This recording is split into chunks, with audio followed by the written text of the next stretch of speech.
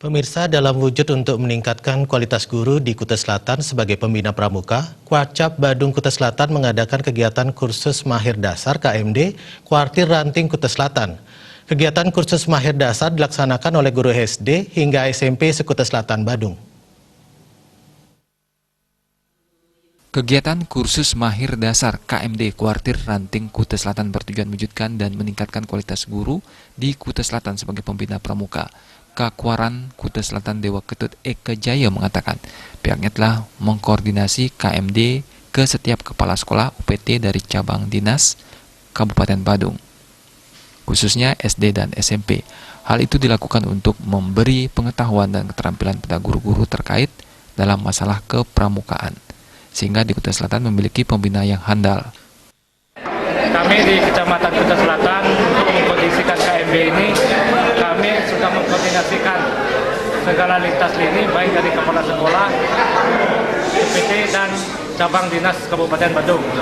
Adapun kegiatan ini kita sasar guru-guru yang ada di Kecamatan Kutai Selatan, khususnya SD dan SMP, untuk memberikan pengetahuan dan keterampilan kepada guru-guru kami terkait masalah kepramukaan, sehingga kita di Kutai Selatan bisa memiliki pembina yang handal sehingga tujuan gerakan pramuka bisa tercapai.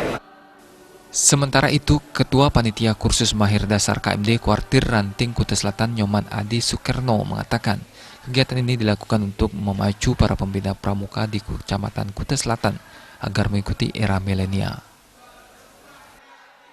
Kursus Mahir Dasar Mandiri di Kuartir Ranting Kutai Selatan, kami selaku panitia menyelenggarakan dengan tujuan untuk meningkatkan profesionalisme di kalangan pembina.